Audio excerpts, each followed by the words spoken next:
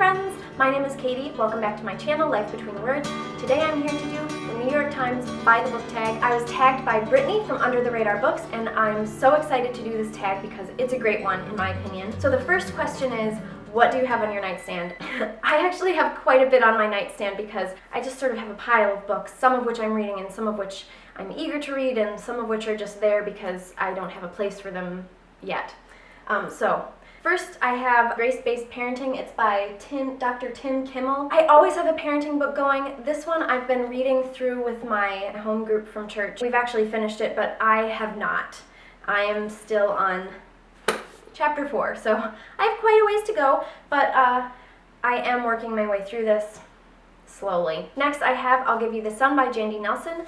I will be starting a buddy read of this book on Monday with Hope Ortego from her channel, Hope Ortego, and I'm really excited about that, and I just have this on my nightstand in anticipation of the buddy read. I also have Paris because I'm finishing that, and I usually read it before bed, a chapter, so that's why I have that on my nightstand. And then the book that I'm currently reading, The Goose Girl, I also keep by my bed because I'm reading it all the time, so it pretty much stays wherever I am. But then I also have a couple other books that just don't have homes, so I keep them by my bed as well. One is Rainy Nightingale by Kate DiCamillo. I just got this book, and I love Kate DiCamillo, so I'm just keeping it close because I love her books so much. And then I also have Intensity by Dean Koontz. This seems an odd book to have sitting next to my bed when I'm not actually reading it, but there you go.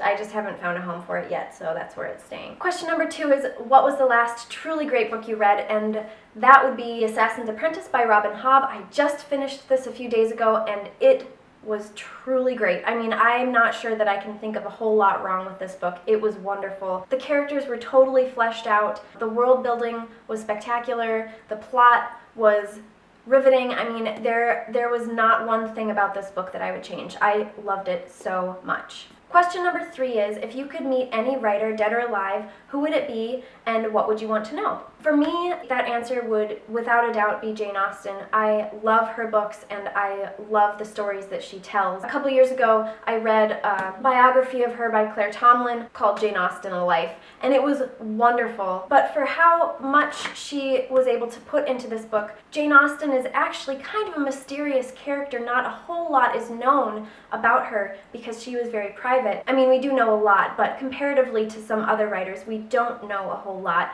We don't even have a good idea of what she looked like. Unlike the rest of her family, she didn't have a portrait taken of herself other than what you see on this cover, which is a drawing that her sister Cassandra made of her, and it's apparently not even a very good likeness. I would love to have a conversation with Jane Austen and just get to know her because I would like to know what she was like and what she really thought about things. Question number 4 is, what books might you be surprised to find on my bookshelf? And that one's hard because I'm not sure that there would be many surprises. I read so widely that, I mean, you find pretty much anything on my shelf. Perhaps if you include my husband's books in that, as if they were also mine, then maybe there might be some surprises. I don't tend to read a ton of classic science fiction, and he has a lot of that. Question number 4 is, how do you organize your personal library? I try to organize it by books that I haven't read yet. Like, this shelf up here is all books that I haven't read. These next 2 shelves are some of my favorite books. But then,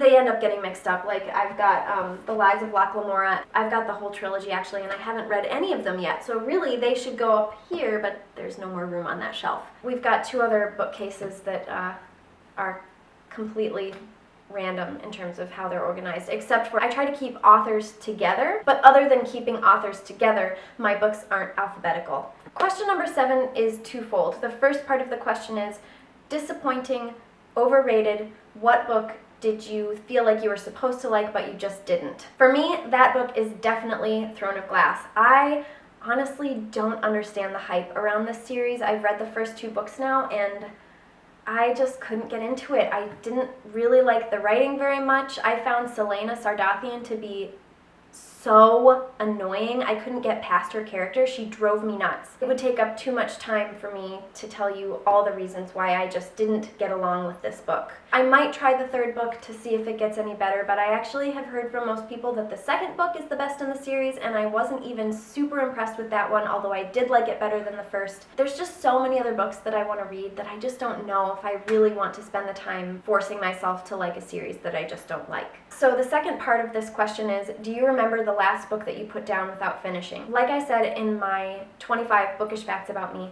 I have a really hard time putting down books without finishing them. I don't like to do it.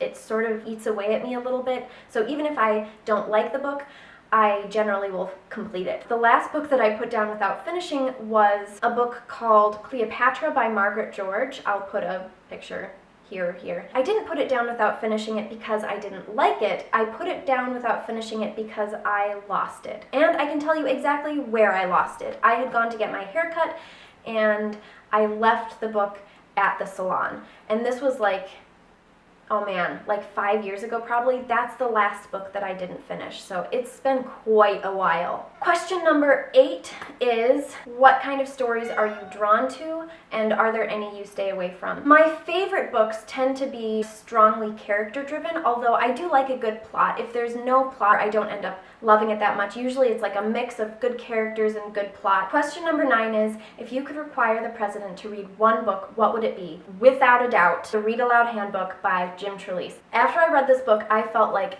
every politician ever should read the Read Aloud Handbook because it is so informative. It talks about the importance of reading, especially the importance of reading aloud and how formative that is in their educational success. I don't feel like I can give a really good brief synopsis of this book because there's so much information in it. I feel like because our education system is kind of in a shambles, every politician should read it.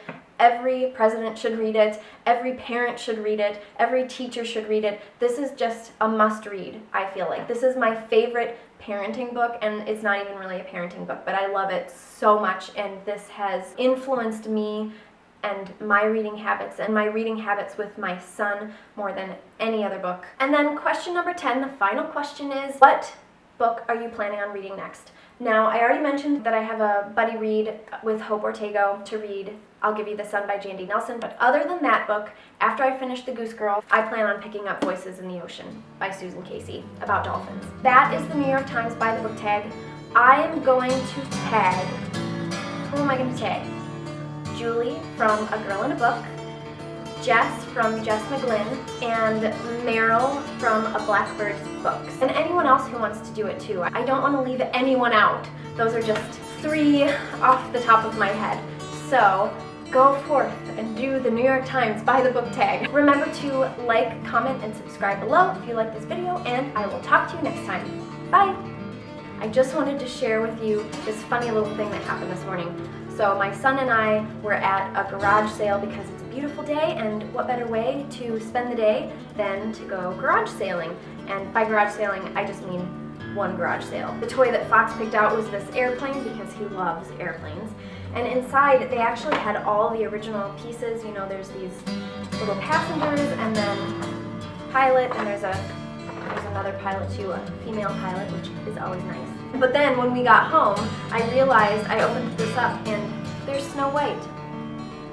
Snow White is also in the airplane. I don't know what she's doing riding this airplane, but there she is. That was just something funny that happened today that I thought I'd share.